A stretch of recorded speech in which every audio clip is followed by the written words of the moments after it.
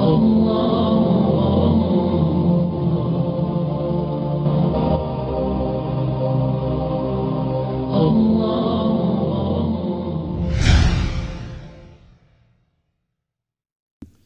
لله حمدا كثيرا كما أمر إذعانا لربوبيته وإرغاما لمن جحد به وكفر وأشهد أن لا إله إلا الله وأشهد أن سيدنا محمدا سيد الخلائق والبشر اللهم صل وسلم وبارك عليه وعلى آله وصحابته الغر أما بعد.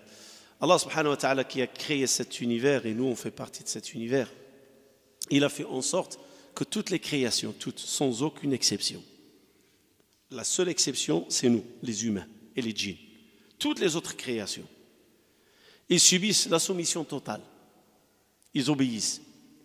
Jamais une créature d'Allah subhanahu wa ta'ala va désobéir. Ce que vous voyez dans le monde,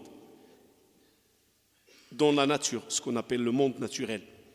Et quand je dis le monde naturel, c'est-à-dire le ciel avec tout son contenu et la terre avec tout son contenu, l'univers total. Et ne sort pas de l'obéissance d'Allah. Allah subhanahu wa ta'ala, il a instauré des règles et ces règles s'exécutent d'une façon automatique. Et ces règles ne vont pas s'abstenir de s'exécuter.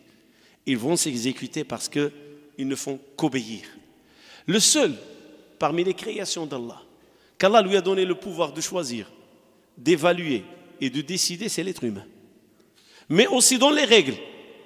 Et s'il fait une évaluation hors règles, il va souffrir et il doit assumer deux choses. L'échec dans ce monde et payer dans l'autre monde. Et c'est ce qui arrive actuellement à l'être humain.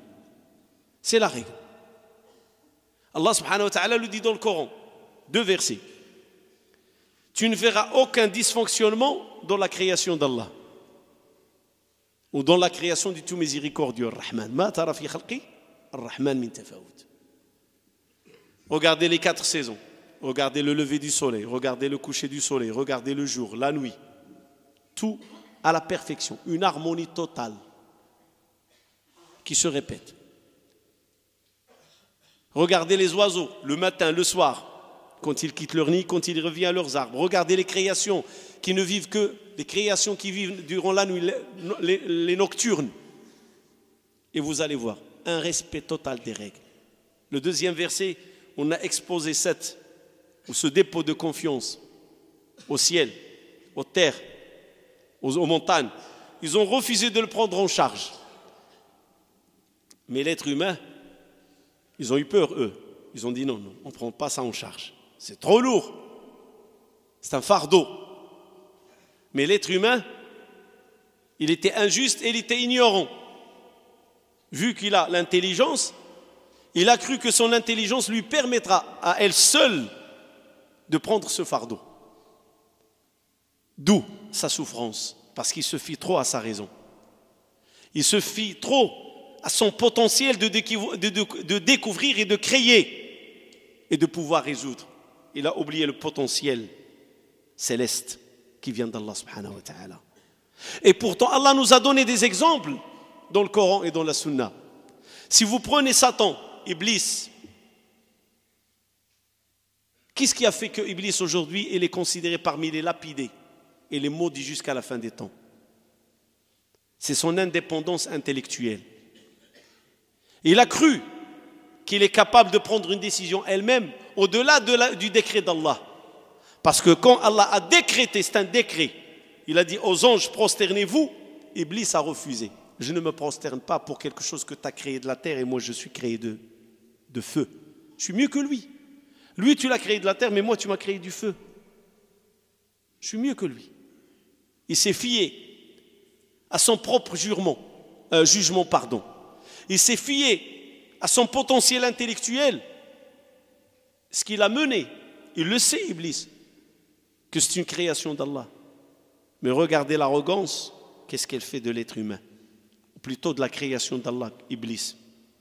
Il a fait de lui un aveugle, de contester le décret d'Allah.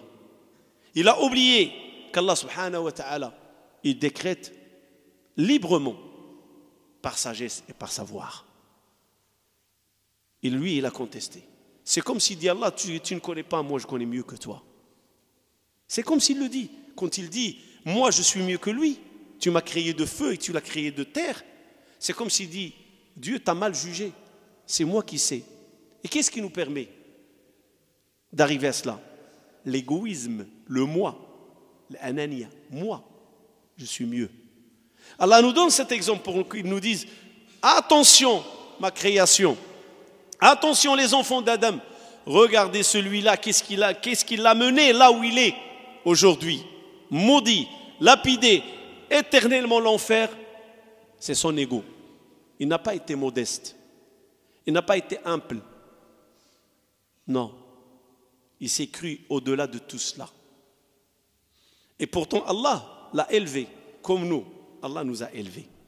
Allah il l'a élevé en faisant de lui un ange, malgré qu'il ne l'était pas. Malgré qu'il ne l'était pas, il est créé de feu, lui-même le dit. Mais Allah l'a introduit dans le monde angélique. Il a vécu avec les anges. Il a adoré avec les anges. Mais il n'a pas pu combattre son ego. Et à l'examen, il a échoué. Nous aussi, êtres humains, Allah nous a élevés. Je ne cesse de le répéter. On est créé par les propres mains d'Allah. Il a insufflé en nous de son âme, de son nefs, de son ruh. Il nous a instruits. Il nous a fait prosterner les anges. Et qu'est-ce qu'il était en train de faire l'être humain sur terre? Et vous savez la cause de tout cela, c'est quoi? Quand l'être humain lui est arrivé ce qu'il est arrivé à Iblis. Et pourtant, Iblis, c'est un modèle. Il nous a dit, regardez-le. Celui-là, c'est votre ennemi. Ne suivez pas son chemin. La tattabi'u khutuwati ash-shaytan innahu lakum adow. Ne suivez pas ses pas car c'est un ennemi pour vous. Ne faites pas comme lui. Ne dérapez pas comme lui et ne le prenez pas comme modèle et ne l'écoutez surtout pas. C'est votre ennemi. Aujourd'hui, l'être humain, il est arrivé à ce qu'il est arrivé.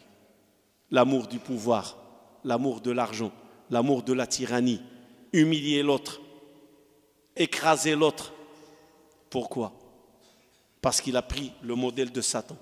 Il n'a pas écouté les consignes d'Allah subhanahu wa ta'ala. Et il est en train de faire quoi? Il est en train de souffrir. Alors moi et toi, musulmans, musulmanes, si on veut faire le bon choix et répondre à cette question, on est des créations d'Allah, comment peut-on être à la hauteur de ce qu'Allah veut de nous, à la hauteur de cette mission et de cette charge qu'Allah nous a donnée sur terre? Alors un élément sur lequel je vais parler, c'est, on appelle ça tawadu, être dans l'humilité, être dans la modestie. Et quand on dit humilité et modestie, je ne parle pas de la politesse. Parce qu'il y en a qui confondent la politesse et la modestie. La modestie, c'est deux, et la politesse, ce sont deux choses différentes. Être modeste est une chose, et avoir de la politesse est une autre chose. N'importe qui peut avoir de la politesse, n'importe qui. Vous n'avez qu'à rentrer dans un magasin, faire des achats, vous allez comprendre c'est quoi la politesse, comment il va vous parler la personne vendeuse, comment il va vous accueillir avec le sourire, comment il va vous encaisser la facture, et comment il va vous préparer votre sac dans lequel vous avez acheté, ou vous a mis la marchandise que vous avez achetée. Ça, c'est de la politesse commerciale. Ça, c'est de la politesse. Quand tu passes devant une porte, quelqu'un passe devant vous, il ouvre la porte, il garde la porte ouverte, c'est de la politesse. La modestie, c'est une autre chose. La modestie, elle vient du fond. La modestie, on ne peut la juger qu'à travers le statut de la personne. Est-ce qu'elle est modeste ou non? Je vous donne un exemple. Omar ibn Abdel Aziz, le 5e khalife, il était en discussion, en débat, il discutait les affaires de la Ummah avec son ministre. Et quand ils ont fini la discussion, tellement qu'il était quelqu'un de scrupule, il a éteint la bougie avec laquelle le trésor public paye. Il est payé, pas l'électricité, la lumière avec laquelle il était en train d'illuminer son salon. C'est de la lumière donnée par le trésor public. Il est parti éteindre cette lumière. Il a allumé une bougie à lui. Parce qu'il veut discuter des discussions personnelles qui n'ont rien à voir avec la tâche de la Ummah, qui n'ont rien à voir avec la responsabilité de la Ummah. Donc, le trésor public n'est plus responsable de cette lumière. Là, c'est la lumière personnelle. Donc, il s'est mis en marche, il a quitté sa place, il est parti éteindre les lumières qui étaient là, et puis il a allumé une autre bougie. Son ministre, il lui dit, tu aurais pu me le dire à moi, je suis ton ministre. je vais éteindre ces lumières et allumer ta bougie. Il lui a dit, je suis parti, je les ai éteints, je suis Omar, je suis retourné, j'ai allumé l'autre, je suis Omar, rien n'a changé. Est-ce que quelque chose a changé dans mon statut? Est-ce que quelque chose a changé en moi? Rien. Je suis parti, j'ai éteint, j'ai allumé, je suis revenu comme tel. C'est ça la modestie. La modestie, tu ne peux la juger. Comme on dit, entre la pauvreté et le renoncement. Un pauvre ne peut pas dire je suis quelqu'un zahid qui renonce à la dunya. Tu es pauvre, tu ne peux pas parler de la dunya.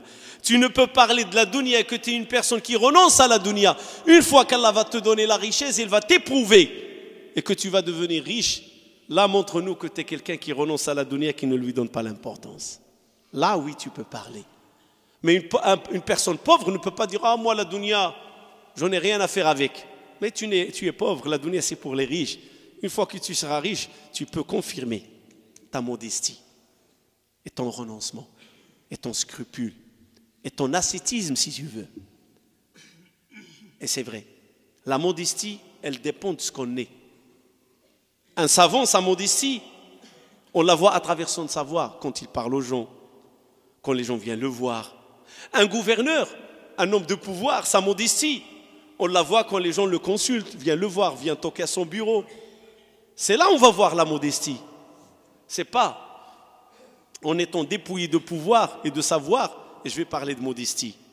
Satan, il avait un pouvoir, et son pouvoir c'était quoi? C'est qu'Allah, il a fait de lui quelqu'un angélique. Les anges, c'est un pouvoir ça. Être parmi le monde qui ne connaît pas la désobéissance. Mais est-ce qu'il a su investir? Non. Il a trébuché, il a chuté. Donc, et la modestie dépend de la nature de la personne. Qu'est-ce que tu es? Qu'est-ce qu'on est? Vous pouvez trouver deux personnes de la même famille, du même père, de la même mère, et ce sont deux personnes différentes. Un qui est tyran, un qui est modeste. C'est la nature du cœur. Qu'est-ce qu'on est? Le Coran nous en parle. Vous avez Asadullah wa Rasoulih, le lion d'Allah, Hamza. Et vous avez Abu Lahab, l'autre oncle du prophète sallallahu alayhi wa sallam, l'enfer. Allah a fait de lui un carburant dans l'enfer, Hatabu Jahannam. Et l'autre, Allah il a fait de lui le lion d'Allah. Ce sont deux frères de la même famille. Qu'est-ce qui a changé chez les deux? Le cœur. Prenez Omar et regardez Omar. Qu'est-ce qu'il était avant son islam? Et regardez Omar après son islam. Et vous allez voir que Omar, comment il a changé. Et le prophète, il le savait. Il voyait deux Omar. Amr ibn Hisham et Amr ibn al-Hakam. Omar ibn al-Khattab. Pardon. Amr ibn Hisham et Omar ibn al-Khattab. Il voyait deux. Il dit, Ya Rabbi, ô Seigneur, rapporte secours à l'islam, à ta religion, par l'un des deux Omar, parce qu'ils étaient des hommes forts de leur tribu. Mais qui a le cœur meilleur? Qui a le cœur prêt à recevoir la lumière de l'islam et rester modeste? Parce que les deux, ils étaient durs. Les deux, ils défendaient le polythéisme.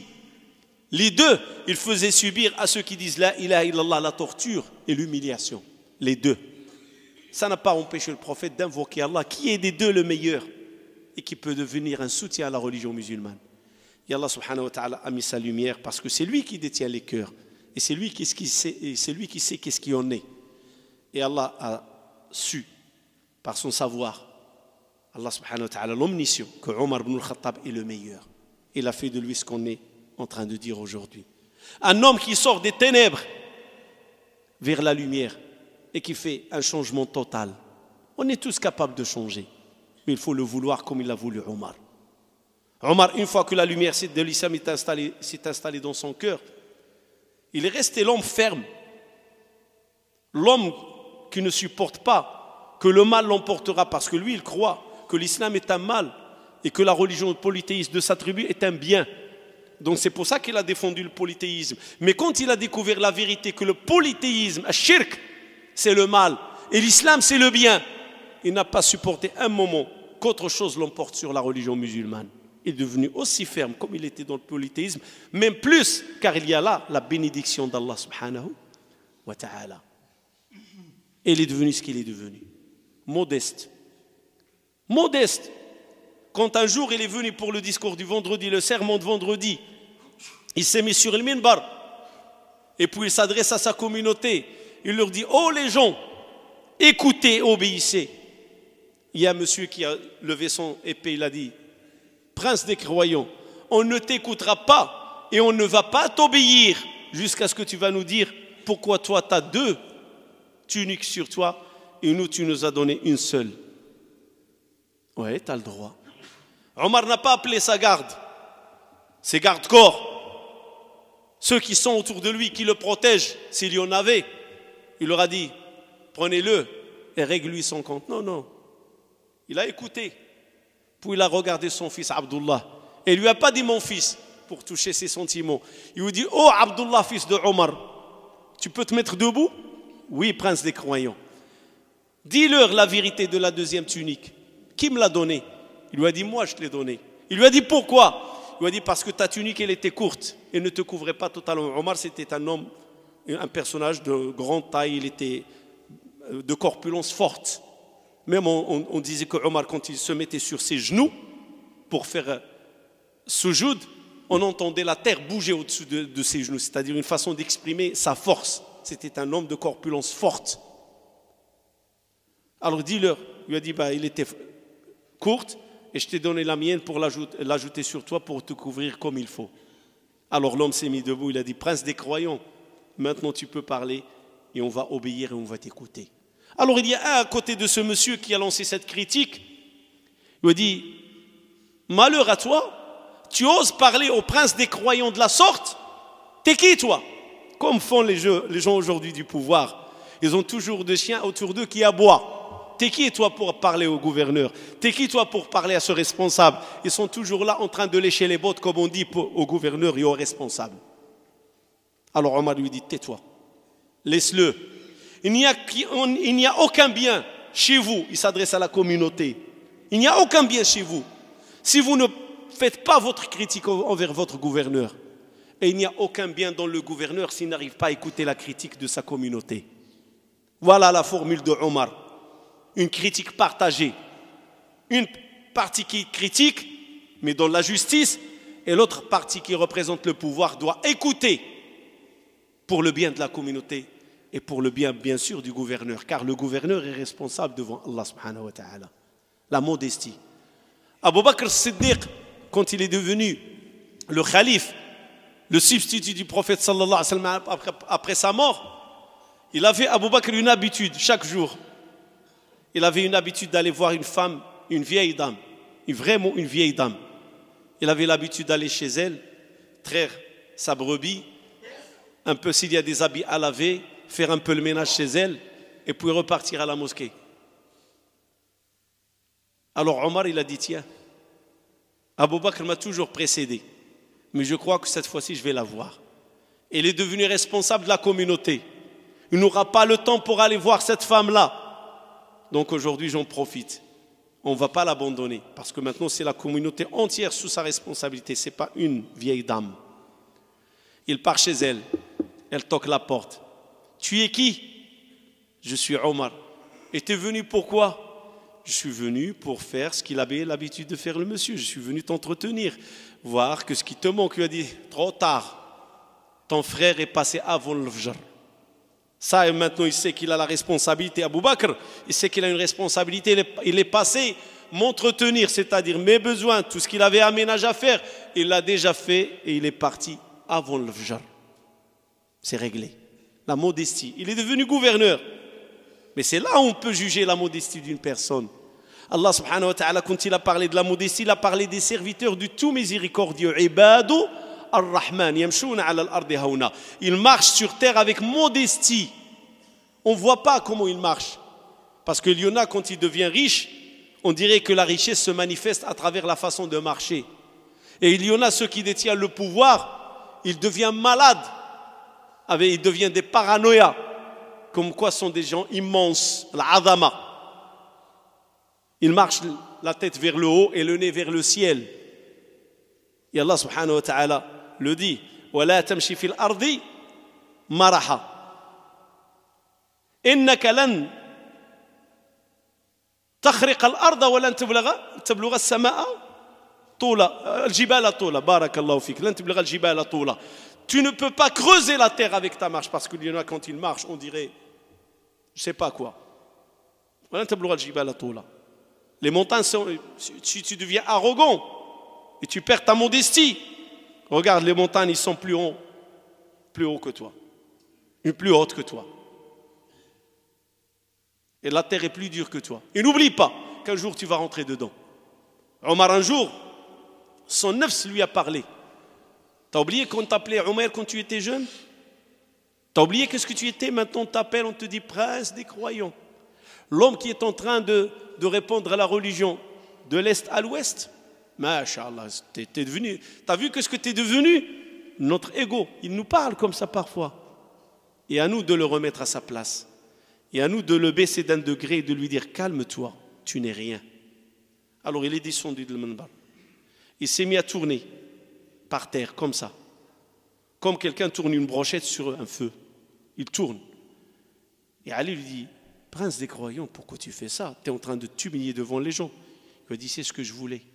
Mon nefs, mon ego m'a parlé. Il m'a dit, regarde ce que tu es devenu aujourd'hui. De Omer à Omar, le prince des croyants. Alors je voulais la remettre à sa place. Je suis descendu de l'Minbar et j'ai fait ce que tu as. Pourquoi?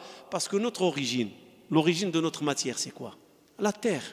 Il faut toujours le rappeler. Que cette terre, un jour, ça va être notre retour.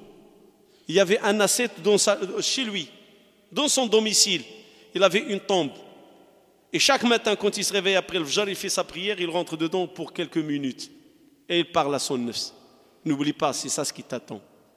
Le lieu, la loge des ténèbres, la loge des vers, la loge où tu seras seul, la loge de la solitude et des ténèbres. Ni oxygène, ni lumière, alors prépare-toi à répondre. C'est comme ça chaque jour. Il faisait ce rappel pour garder sa modestie, pour garder ce qu'il est, et ne pas oublier que c'est une création qui vient de la terre et qu'il doit retourner à la terre. Aujourd'hui, nous, on oublie cela. Et c'est ce qui fait que notre modestie, notre tyrannie, notre injustice dans la société, elle émane qu'on oublie nos origines. Et le prophète sallallahu alayhi wa sallam nous a enseigné Kun fi dunya ka'annaka gharib aw 'abir sabil. Fais en sorte que tu sois dans ce monde comme un étranger ou une personne en passage. C'est ça la vraie modestie. Ne croyez pas parce que on a le Coran, on fait la prière, qu'on est loin de l'arrogance. Et n'oubliez pas Harut et Marut, ce sont deux anges. Parce que nous on dit dans la règle générale, la définition que les anges ne désobéissent pas à Allah. Ils sont créés de lumière. Mais Allah nous donne une exception à la règle. Il y a toujours des exceptions. Harut et Marut, deux anges. Allah leur a retiré ce potentiel de ne pas désobéir. Et les amis, il leur a dit maintenant vous êtes comme l'être humain et regardez ce que vous allez faire sur terre. Ils ont fait des dégâts. Ils ont appris aux gens la sorcellerie. Ils ont tué, ils ont forniqué, ils ont bu l'alcool. Pourquoi? Parce qu'au-delà, s'il n'y a pas la veillance d'Allah, et s'il n'y a pas cette veillance de modestie, on doit rester vigilant. La modestie, restons ce qu'on est. On est des humains, on vient de la terre et on va retourner à la terre. On ne possède rien dans ce monde. C'est ça ce qui va nous permettre d'être sauvés, Inch'Allah, auprès d'Allah. Inna Allah wa malaikatahu yusalluna ala nabi. Ya ayyuhalladhina amanu sallu alayhi wa sallimu taslima. اللهم صل على سيدنا محمد وعلى آل سيدنا محمد كما صليت على سيدنا إبراهيم وعلى آل سيدنا إبراهيم وبارك على سيدنا محمد وعلى آل سيدنا محمد كما باركت على سيدنا إبراهيم وعلى آل سيدنا إبراهيم في العالمين إنك حميد مجيد. قبل البداية في الدعاء باش نخبروا الناس شنو جاري إن شاء الله. راه البير إن شاء الله تحفر نطلع الماء على 58 متر. Donc le forage a été fait pour tirer l'eau et ça a été fait à 58 mètres de profondeur. Ça a été fait au cours de la semaine passée. Donc ça c'est une et le monsieur a donné le chèque, il a payé, jazahullahu khairan. Là on lance l'appel, احنا نوجهوا النداء للإخوة باقي الإخوة اللي غيهتموا بالترتيب ما تبقى. Acheter le ballon, les canalisations, les robinets. كاين واحد المجموعة ديال الإخوة هما اللي غيهتموا بهذا الأمر جزاهم الله خيرا. فندعو لهذا الأخ اللهم كما وفقك الله إلى حفر هذه البئر نسأل الله أن يجعل لك من كل قطرة حسنة وأن يرفعك الله بهذا العمل ويجعلها صدقة جارية لك أخي المسلم. فهذا من العمل الجاري، وكاين مجموعه ديال الاخوه غيتعاونوا معاه فيه، فجزاهم الله خيرا، والكثير من الاخوه اعطوا وساهموا في هذا المشروع، فتقبل الله منهم صنيعهم وعملهم وصدقتهم من اجل حفر هذا البئر. ثانيا واحد الفاكتوره ديال 2500 تعطات، وواحد الفاكتوره ديال 600 حتى هي كذلك تخلصات. نحن من باب الشفافيه والوضوح كما خبرني الاخ المسؤول، حتى المسلمين يعرفوا الاموال فين كتخرج، لان الان المسجد صار على نفقه المسلمين. من شهر 6 الى يومنا هذا الغاز والضوء الذي استهلك تخلصت 2500 اظن بالترتيب ديال الكهرباء، و600 ديال الغاز خلال هذا الموسم او 6 شهور اللي فاتت. يعني اللي بغى التوضيح يتوجه الاخوه ديال celui qui veut des clarifications qui s'adresse aux frères de trésoriers. Ils ont affiché les factures, les talons change dans le babillard, c'est affiché. Donc toute dépense de la mosquée inchallah va toujours être affichée. كل مصاريف المسجد غتكون معلقه حتى يراها المسلمون، أين تذهب الأموال وفيما تنفق الأموال وما إلى ذلك. فنسأل الله كذلك الإخوة الذين أنفقوا لنا الأموال، أموالكم، ça c'est votre argent. Nous, on ne donne rien de notre poche. C'est les musulmans qui donnent. Et les musulmans, quand ils dépensent, ils doivent montrer à leurs frères qui ont donné, voilà où on a dépensé. Donc les factures sont affichées. Si quelqu'un veut plus d'informations, il s'adresse aux responsables. Ils peuvent lui en donner des justificatifs, Inch'Allah. ونذكر أن اليوم هو 9 محرم، وغدا هو 10 محرم بالنسبة لعاشوراء. من صام اليوم يضيف غدا عاشوراء، ومن صام ومن لم يصوم اليوم ممكن أن يصوم غدا ويصوم معه يوم الأحد. Aujourd'hui c'est le 9e jour de Muharram, demain c'est le 10e jour, le jour de Ashura. Celui qui n'a pas jeûné aujourd'hui, il peut toujours se rattraper, jeûner demain samedi et jeûner le dimanche, le jour de Ashura, c'est demain samedi. Mais le prophète sallallahu alayhi wa sallam il a dit la in ahyani Allahu illa al-'am al-muqbil la asumanna yawman qablahu aw yawman ba'dahu. Si Dieu me donne longue vie l'année prochaine, je jeûnerai soit une journée avant, soit une journée après. Donc demain c'est le 10, soit jeûner vendredi, soit jeûner dimanche avec le samedi Inch'Allah. Wa Ashura hadatun anqadha Allahu fihi Moussa wa qawmahu min Fir'aun. C'est un jour dans lequel Allah subhanahu wa ta'ala a sauvé Moussa et le peuple d'Israël de Pharaon le tyran. هذا فيما يخص عاشوراء. نسأل الله سبحانه وتعالى في هذا المقام العظيم أن يرحمنا ويرحم أموات المسلمين. اللهم ارحمنا برحمتك، اللهم ارحمنا برحمتك، اللهم إنا نسألك عفوك وعافيتك، اللهم انصر الإسلام والمسلمين وأذل الشرك والمشركين واعلي بفضلك راية الحق والدين، وانصر اللهم عبادك المجاهدين في كل مكان يا أرحم الراحمين يا رب العالمين. اللهم قيد لهذه الأمة أمر رشد يعز فيه أهل طاعتك ويذل فيه أهل معصيتك. اللهم قيد لهذه الأمة أمر رشد يعز فيه أهل طاعتك ويذل فيه أهل معصيتك. اللهم هي لهذه الأمة أمر رشد يعز فيه أهل طاعتك ويذل فيه أهل معصيتك. اللهم من أراد بالإسلام والمسلمين خيرا فوفقه وأعنه، ومن أراد بالإسلام والمسلمين سوءا فاجعل دائرة السوء عليه. اللهم إنا نجعلك في نحورهم ونعوذ بك من شرورهم. اللهم كافك فيهم بما شئت ومتى شئت وكيفما شئت. اللهم كافك فيهم بما شئت ومتى شئت وكيفما شئت. اللهم كافك فيهم بما شئت ومتى شئت وكيفما شئت. اللهم ارزقنا حبك وحب من يحبك وحب أي عمل يقرب إلى حبك، وارزقنا حب أنبيائك وحب أوليائك وحب العمل الصالح يا أرحم الراحمين يا رب العالمين. اللهم يا رحمن يا رحيم ارحم المؤمنين والمؤمنات، المسلمين والمسلمات، الأحياء منهم والأموات، الآباء والأمهات، الإخوان والأخوات، الأبناء والبنات، إنك سميع مجيب الدعوات. ربنا أوزعنا أن نشكر نعمتك التي أنعمت علينا وأن نعمل صالحا ترضاه، وادخلنا برحمتك في عبادك الصالحين. اللهم ادخلنا برحمتك في عبادك الصالحين. اللهم ادخلنا برحمتك في عبادك الصالحين. اللهم كن لنا وليا ونصيرا وظهيرا. اللهم كن لنا وليا ونصيرا وظهيرا. اللهم كن لنا وليا ونصيرا وظهيرا. اللهم آت نفوسنا تقواها وزكها أنت خير من زكاها، أنت وليها ومولاها. اللهم اقسم لنا من خشيتك ما تحول به بيننا وبين معاصيك، ومن طاعتك ما تبلغنا به جنتك، ومن اليقين ما تهون به علينا مصائب الدنيا. اللهم متعنا بأسماعنا وأبصارنا وقوتنا ما أحييتنا، واجعله الوارث منا، واجعل ثأرنا على من ظلمنا، وانصرنا على من عادانا، ولا اجعل مصيبتنا في ديننا، ولا اجعل الدنيا أكبر همنا ولا مبلغ علمنا ولا إلى النار مصيرنا.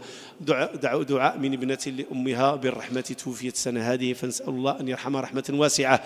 اللهم إنا نسألك في هذا المقام وفي هذه الساعة أن تجعل أموات المسلمين في روضة من رياضك وفي جنانك ورضوانك. اللهم عاملهم بما أنت أهله ولا تعاملهم بما هم أهله. ودعاء لأخ لنا ولد عنده ولد، فنسأل الله سبحانه وتعالى أن يبارك له في مولوده، وأن يرزقه الصحة والعافية، وأن يجعله قرة عين الله، وأن ينصر به الإسلام والمسلمين. وآخر دعوانا أن الحمد لله رب العالمين.